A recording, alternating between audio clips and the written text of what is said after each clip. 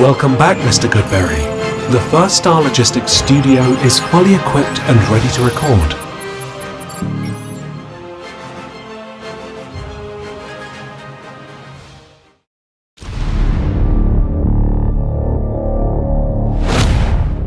Welcome back to Bengals on the Brain, presented by First Star Logistics. I'm your host, Joe Goodberry. In episode 68, we're going to jump really quickly into this film review because not a lot of Bengals news has happened over the weekend, other than keeping Tanner Hudson as maybe the third tight end. We'll have to see how that shakes out. But the Bengals are probably still looking for a right tackle and a nose tackle. Nothing has happened at this point with Mekhi Becton and T.R. Tart. Maybe it does in the next half a day when this episode comes out. So we will jump right into the film review. Today's episode is going to be on Zack Moss, the running back they signed from the Indianapolis Colts, by the way, of the Buffalo Bills, who traded him to Indianapolis after they drafted him in 2018. Zack Moss out of Utah. We'll get to the analysis afterwards of what he can and can't do, strengths and weaknesses. But I thought in his best season, which was last year when Jonathan Taylor was out, one of his best games was against the Baltimore Ravens, which is relevant to us. We need a running back that can run against them, get those hard yards, those short yardage situations, but also pass protect when they like to throw a lot of confusing things at you. Zack Moss went over 100 yards and had a great day, had a touchdown catch as well. Let's jump into the film and see how he did.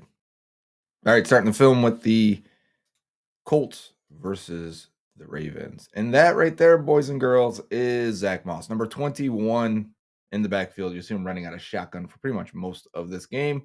And I believe this is the first play of the game. And we're going to see him take a inside handoff, sees the corner is wide open, and he's off to the races.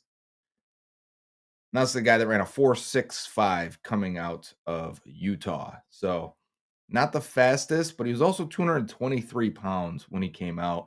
And I've seen him listed as low as 210 to 215. The Bengals officially listed him at 215 on their website. So for whatever that's worth, I think that is what more he looks like as a 5'9 back. 215 is good bulk, good density, very similar to Chase Brown. Inside handoff here, though, as you can see here, this is what he's basically, as he sees. I want to say this is Patrick Queen. Yeah, because here's Roquan here, 0 here is unblocked.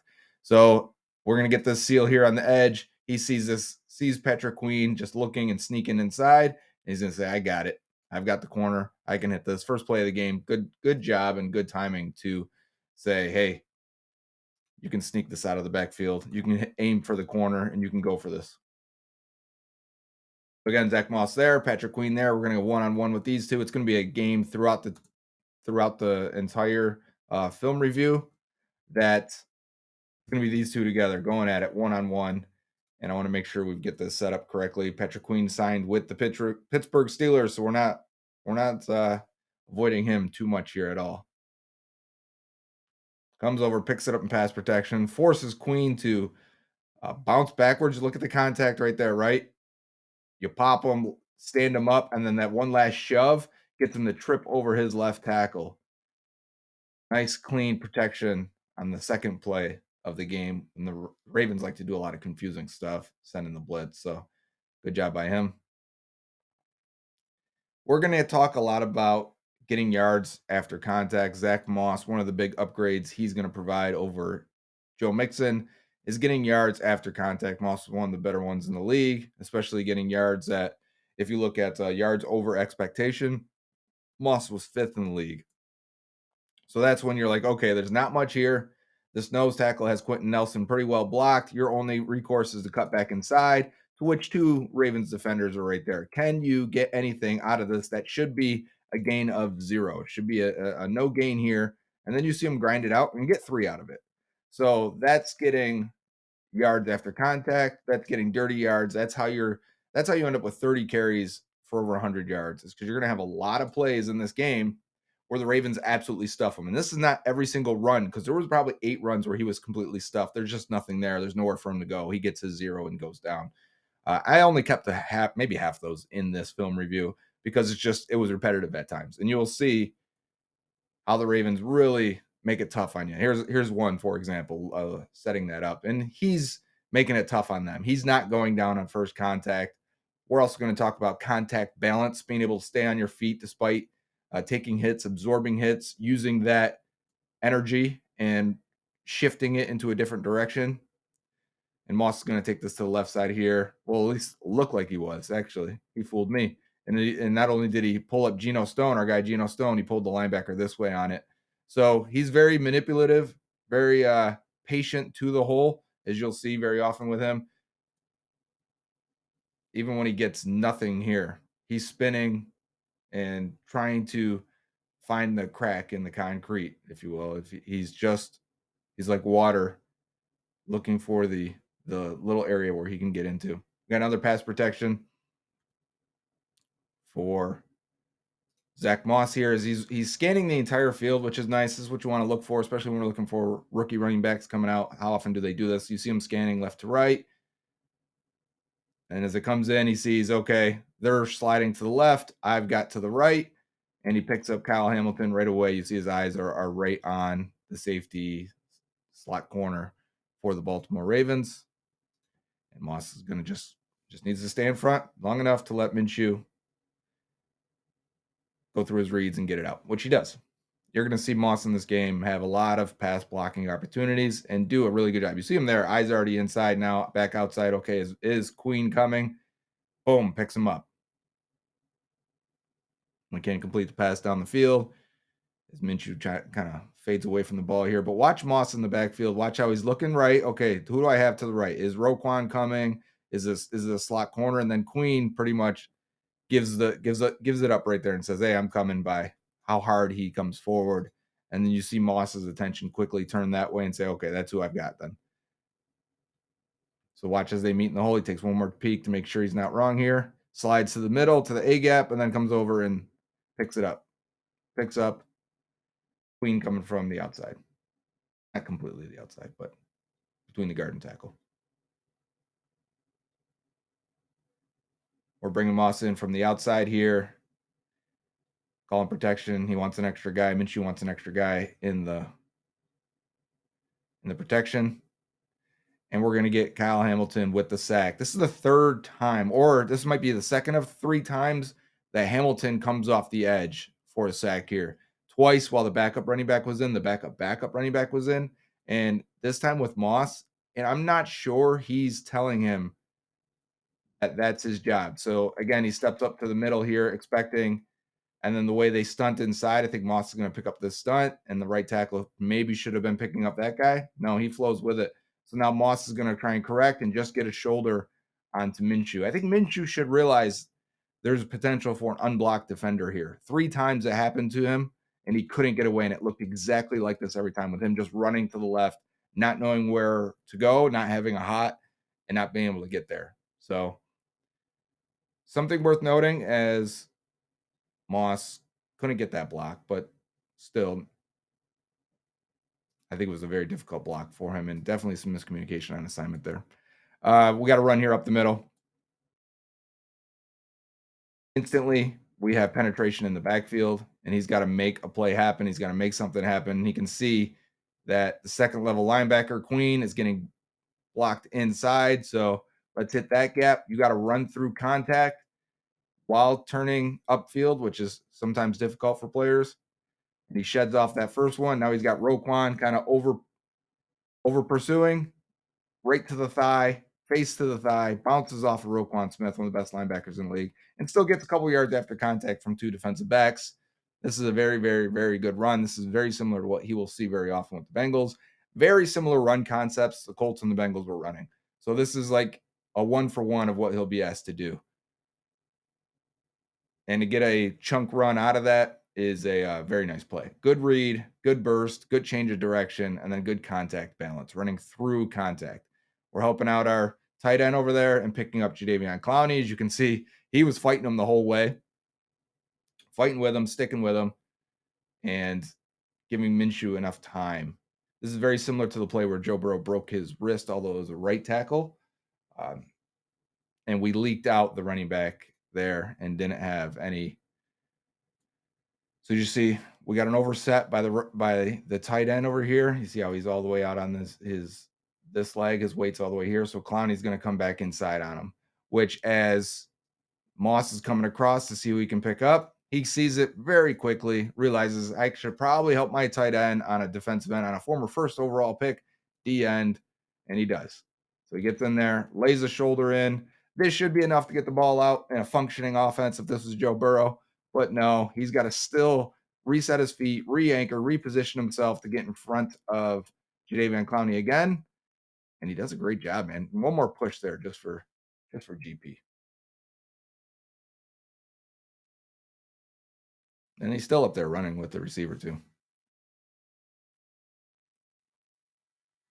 This game went in overtime, so we got a lot of snaps. We've got a decently long film review for one game.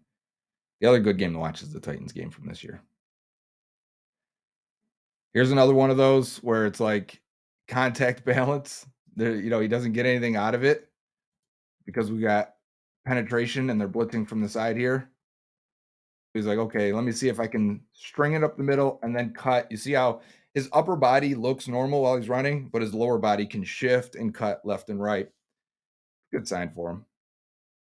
And then Hamilton does a good job of wrapping him around his waist, trying to spin him down. And Moss does a good job spinning off of him, resetting and thinking, can I get anything here? Can we block anyone? Is there any room for me? There's not. Gain of 0. So there's a lot of these runs, these type of runs. I didn't clip all of them because they're not all as exciting as that, where he makes a guy miss and still only gets 0. They're like this more. So we're going to get a lot of these where the Ravens do a great job. And because there's a lot of talk about the Colts offensive line being much better than the Bengals. This is true. There was also some bad blocks, especially in this game. I mean, I think the Ravens make it tough on you no matter what. We've got the center taking care of his business right here. Moss is going to try and manipulate that inside linebacker to go to the left while he cuts back to the right. And Kyle Hamilton is there, who is an absolute stud of a defensive back.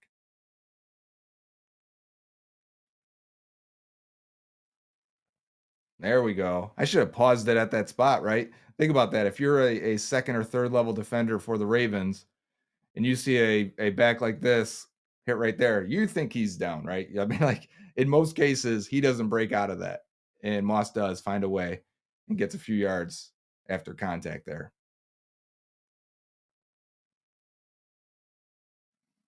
So again, we got an inside handoff from shotgun. It's going to be pretty much the entire game. And as you see him, he'll do this a lot, getting to the hole, super patient to the hole. So they better be able to hold their blocks for a little bit longer for the Bengals. He will go horizontal, a lot like Marshawn Lynch used to, if you remember Marshawn Lynch, but he would get squatty and get low as he decides on where he wants to go. And then once he figures it out, he puts his head down, puts the shoulder down, and then we'll bounce off contact. So he's patient to the hole. He's got good bursts through the hole, but he's got really good contact balance. We've got him coming out of the backfield here, running a wheel route on Patrick Queen, man coverage.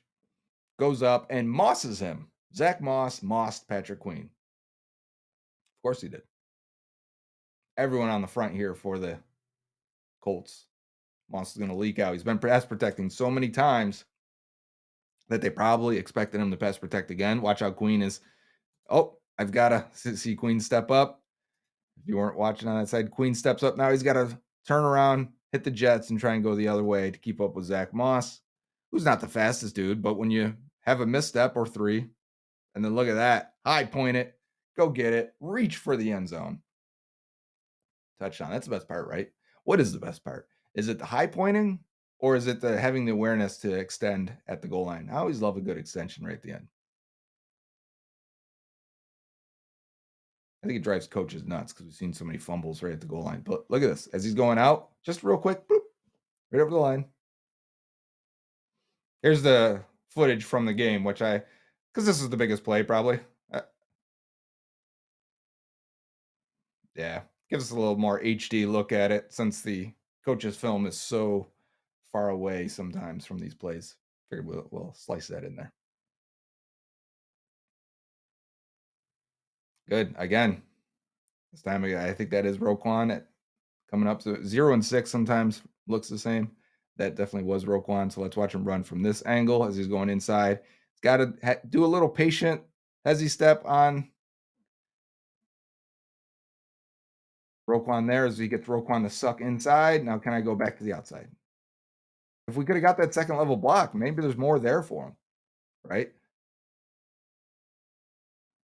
He's always been a guy that's had a good percentage of forcing missed tackles. Did you see right there? Even Michael Pierce on the inside, their nose tackle, as he spins off of him, Pierce looks upset, like, man, how did I not get this? Right. So again, we've got a wide squatty base as we approach that line, spins off of the nose tackle and gets nothing, one maybe. So he's fighting for his life out here. This wasn't super clean blocking in this game. And he ends up with a very strong performance. Good total at the end. Screen pass dropped by Moss. So we saw Moss catch a really nice touchdown. He doesn't have the receiving chops. I think he is just an average receiver. I would say Samaje Perine was an average receiver, and yet we still got a lot of big plays out of him too. So, it's not the worst thing in the world. But if we're looking for a weapon in the receiving game at running back, I think it's still probably going to be Chase Brown. And I do expect them to draft one as well. So Moss is out wide here. They're bringing him in because they see they don't have enough to block. But that just brings in an extra linebacker. So he's got to pick up Queen, which he does. And Minshew cannot buy enough time to get the ball out to number 83 in a good spot. So again, here, as you see, this is the thing about bringing extra blockers in sometimes. Watch as he brings in Moss. And this is going to be an example that we'll use. All right, right here, we're not going to block. Well, all that did was, hey, I'm going to bring you over here to block. And then Patrick Queen came with him. Now Queen is blitzing because what does he know? What's he know Moss is doing now if you're going to bring him in like that? He knows he's blocking. He's free to come in. He's not worried about it. So I don't know if it always helps you get the numbers advantage again. You still end up with an unblocked defender and a quarterback not really knowing where he can go or what to do with it. Because they're going to drop somebody out. You just don't know who it's going to be. That time it was Michael Pierce, the nose tackle.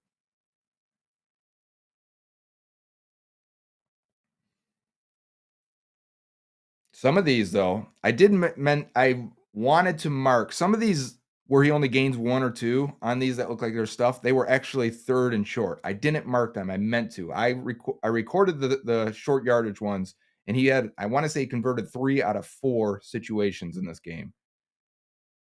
So that's a good thing, for a guy that's not 225, 230.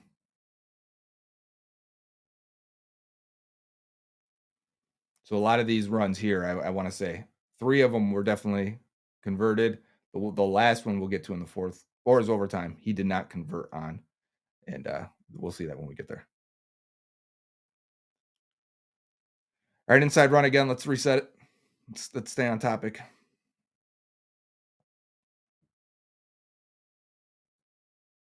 You see the inside run here. There's no second level linebacker or defender. So as he pushes, this is called pressing the hole.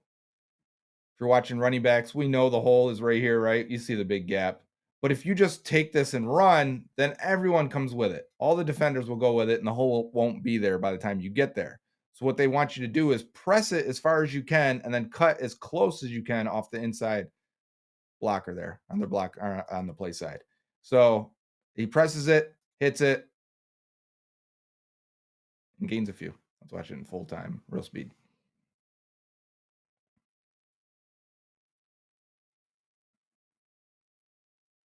So good run.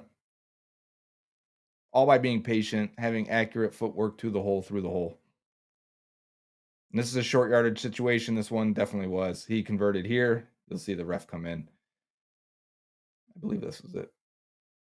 I believe this is third and short or fourth and short. We're bringing everyone in tight and giving it to him inside. And he makes Michael Pierce. Michael Pierce is dominating this game, by the way. How many times we've seen him flash? I think that was Pierce. Travis Jones had a couple too.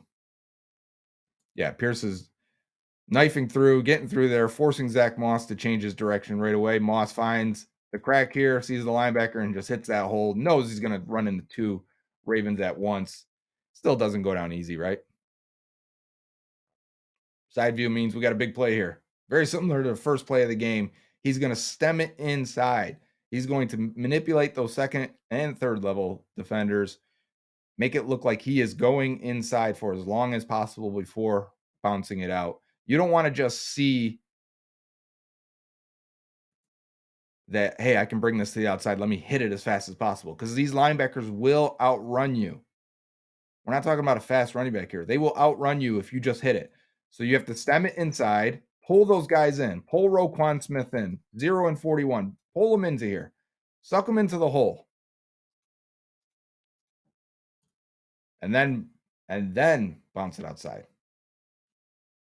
That's a great run.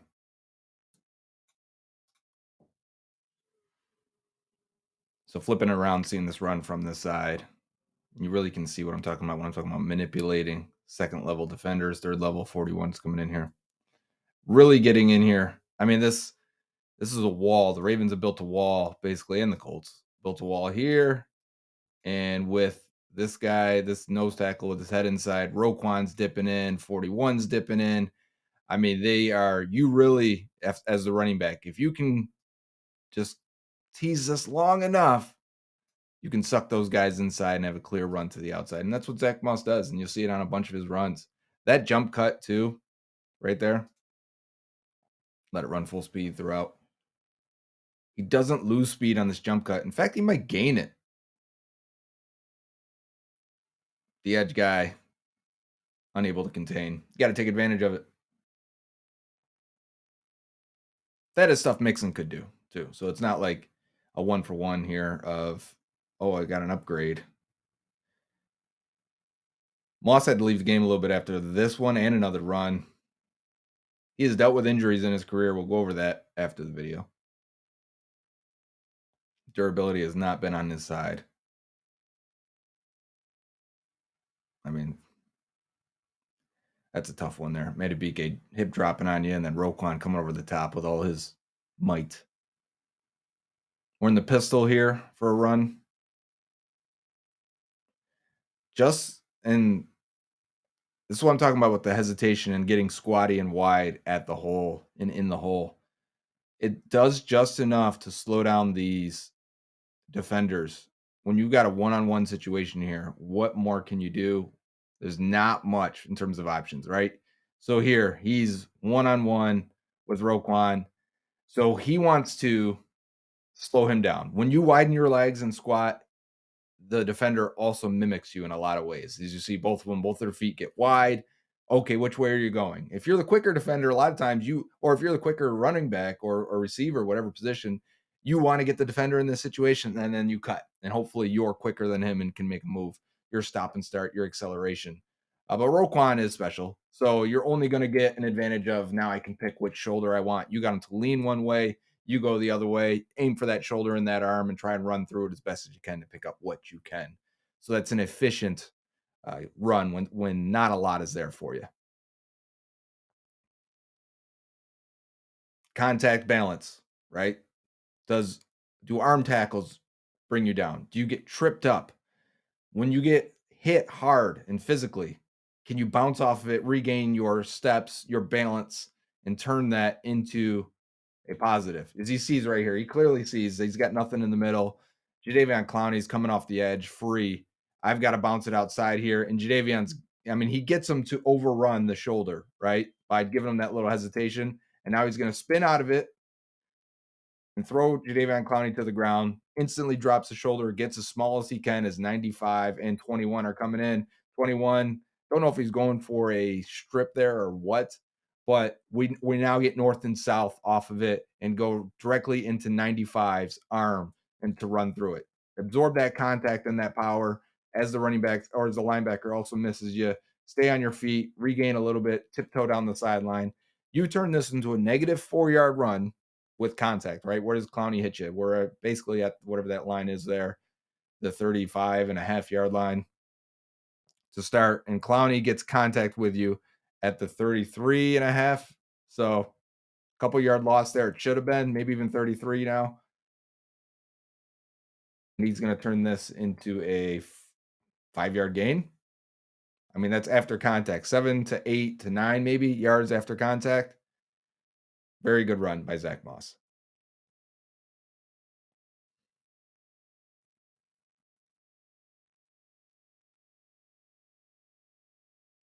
Similar situation. He is asked to cut a ton. People think he just had wide open running lanes because the Colts O line was better. That is not the case. When you're running out of shotgun like this and you got teams that are not respecting your quarterback and they're going to go heavy in the box, you're going to have to make a move. I mean, we're losing blocks here in multiple ways. Right here. And that's leaving Roquan free to just do whatever he wants against the running back because you're not getting to the second level, you're not attacking him. And so as Moss jump cuts, they're going to hit each other. And there's nothing there.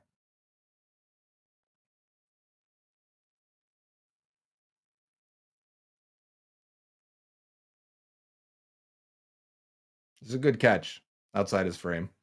Doesn't get much after the catch. That's one thing I thought Mixon was good.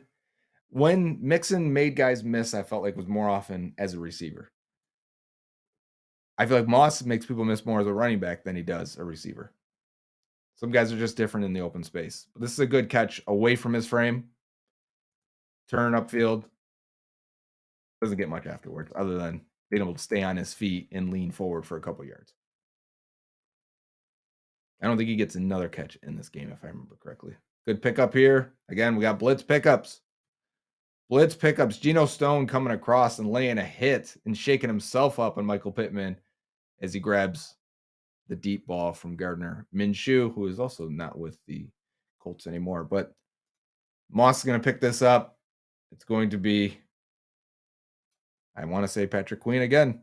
So Queen versus Moss yet again here. Keep an eye on him. He's scanning the field. There's Queen. Is he coming through that gap? That gap? All right, here we go. Queen was trying to stay as close as possible to that defensive tackle. He almost hides behind him. And then so the running back's got to step up. And then you can hopefully pick a side. Maybe they're letting him pick a side, but he's trying to hide as much as possible and then get out there. Make it really hard on your running back. And it doesn't fool Moss at all. He picks it up. I mean, he completely stones him, stays with him. We don't get to see Geno Stone much in this game. Not a lot going on. He's playing free safety for sure, and they're packing the box.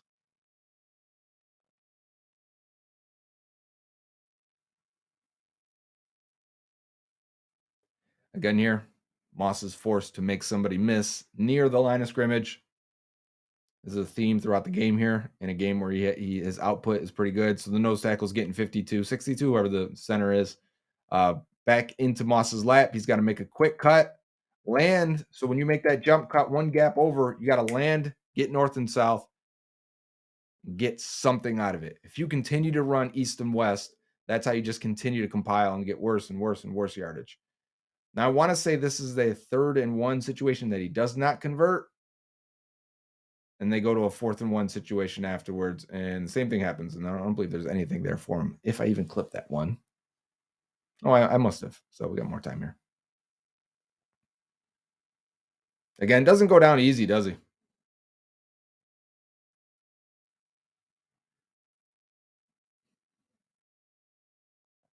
Yeah, I think that was 3rd and 1. Now they're going for it on 4th and 1. And nothing there. Yeah, that's right. Just penetration in the backfield again, running him ragged. You see him grabbing his arm too. He hurt his arm twice last year, broke it, required surgery. We'll go over his history. But you see instantly he's like, all right, let me get north and south. I don't have time here. I'm going to try and hit this gap as fast as I can. But we've got unblocked defenders. I mean, what do you want them to do, right? That's why I said this was a really good, relevant game, not just because it's the Ravens, they're going to do that to you, but because the blocking wasn't that great and Moss had to create on his own. And he does here. Another situation where he's making a cut in the backfield, recognizing, seeing the opening to the outside, manipulating the second level linebackers, getting the linebackers to suck up completely, especially Roquan there. He got Roquan to jump all the way inside, and now he's going to cut it out. Get Stone to go outside. Now he's going to cut back against Stone. And then give you a little squatty hesitation, and 41 matches him, mirrors him. So he gets squatty with him, which stops his progression towards the running back and allows him to get another, 4 yards off of that. So all these little micro movements, he looks like a veteran, a guy who hasn't had the full season of carries ever in his career. It really looks like he's been getting a lot of practice time, knowing what he's doing here. This is what I talk about right here. So he's vertical, right? And you can say he's about to go into a almost rocker steps like a receiver would at the top of his route. It completely pauses that free safety there and allows him to set him up and pick a shoulder to go attack. Little things like that. You don't want to be a one speed or one cut runner all the time. Sometimes you want to be able to control your speed dial, play with it a little bit, get a guy to move and get out of the way. I want to say this was a short yardage conversion as well.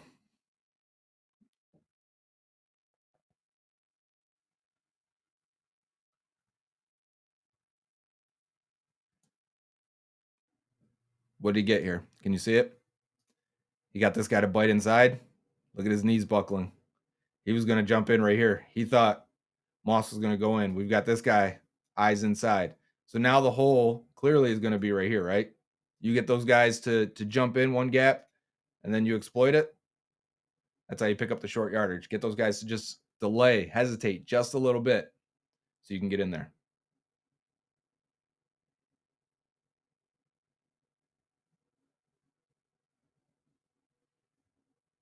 Again, he's just trying to get the short yardage here. I believe this is in overtime now. They're just trying to get in field goal range. They're just grinding it, and he's just finding the gaps and getting skinny, getting small, and just powering. And that's how that ended. I don't actually even know who won the game, but it was 19-19 at that time with less than 2 minutes left in overtime. They were just trying to set up a field goal. And they did win that game. Matt Gay would kick a field goal of 53 yards to win 22-19. So that's what they were doing at the end, just trying to get in field goal position. But 30 carries, 122 yards, 2 catches on 3 targets with a touchdown for Zack Moss. Lots of good pass blocking reps from him in that game. Like I said, watch the Titans game as well. That's all. That one's on YouTube. You can just type that in. You'll get all of his touches from that one. It's a good time. Really good time, that one. But so what do we see in Moss for a guy that is 5'9", 215 pounds, give or take? You see that squattiness in him. You see the power. He's compact. He's got good thickness and density to him. Doesn't have that top high end speed, but he does have some bursts. You can see the mileage is not on him. He doesn't have the wear and tear on the tires. I think he has good field vision, good path to the hole, good explosion through the hole. These are things you're looking for. And he's creative enough and fights enough to get through what you need him to get through with the trash and pick up any extra yards. So I think we're looking at a quality back, but at the same time, I don't think he's the answer, right? Like I think some people have portrayed it as, oh, here's the new RB1. Maybe. I'm not there yet. I don't think it's that clear. We're talking about a guy who has struggled with injury, struggled with grasping the role presented to him from when he was drafted in Buffalo. Getting beat out basically by Devin Singletary, and then them being forced to draft not Zack Moss, James Cook in round 2, and then ultimately trading away Moss, and then Moss last year to add to the injury list, which I will pull up right now. Moss went down in training camp and broke his right arm. It required surgery. He was able to return in week 2, but he also hurt that arm in week 16, I think it was, week 15, and missed 2 games there. Was able to play in week 18, the final game of the year. But it's been other things from hamstrings and concussions, which happen at running back, so it's not a big deal. Ankle. He did tear his meniscus getting out of bed in 2018. So things like this have happened to me, and an AC shoulder joint sprain, which again happens to most players. He had a toe injury that kept him out from missing 3 games in 2020 with the Bills, and a high ankle sprain that kept a grade 3 ankle sprain that kept him out of the playoffs for the Bills as well. So he's dealt with his injuries. He's never had more than 183 carries in a single season, which, if you're looking for a bell cow, I don't think this is it. Which also, I don't think the Bengals are looking for a bell cow anymore. I think they want at least a 2-headed monster, but if they can go to a 3-headed running back committee approach, I think that's where they're going. Now, who is that third guy? I think a signing of Moss definitely points to them drafting a running back, whether that's 3rd, 4th round, maybe 5th round, maybe it's, they're going with low end guys throughout. I think this speaks well to Chase Brown's potential. Like if you're looking at it from fantasy wise or dynasty fantasy wise, you want to stash or keep Chase Brown and see what his upside is. I think 100% I'm in on that. There's a chance that Moss gets hurt again or can't seize the opportunity or isn't anything more than just a third down passing game back that can do some running, and Chase Brown completely eclipses him as the RB1. I don't think that's out of the realm of possibility. I think Chase Brown has the upside, has the speed, has the explosiveness. The way he graded out for us last year in the draft was potential second, third round pick. So I'm really high on Brown and think he could be that guy. But I do like what I see in Moss. And I think if you add a guy in this draft that maybe has a little bit more size, there's a bunch of guys in this class. We'll get to more running backs. We only have done Trey Benson so far out of Florida State, but we will get to more guys. And there are a bunch of them that are 230, 240 even. Braylon Allen out of Wisconsin. So we'll have a good time there. And I think it definitely shows that the Bengals could be leaning in that direction. But what did they accomplish by this?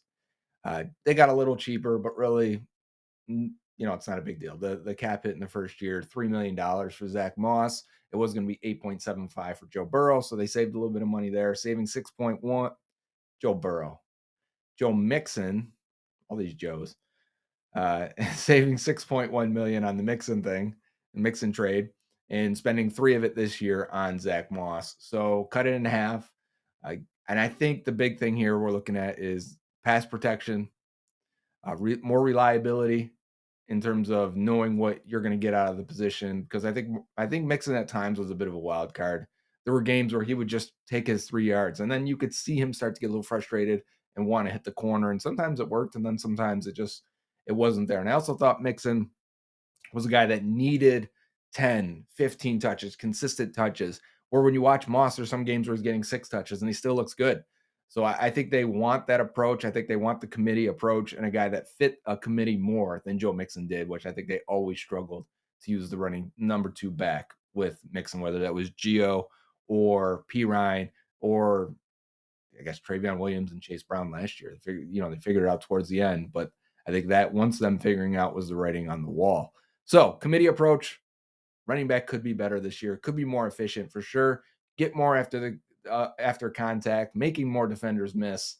That is the name of the game. That's how you get more explosive without getting faster at the position. So that'll be something to monitor. Is Chase Brown all the speed? Where's the power come from? Where's the big back come from? Is it through the draft? I like Zack Moss, solid signing. Until next time on Bengals on the Brain, presented by First Star Logistics, where we will finally get to Sheldon Rankins, the biggest free agent that they've signed.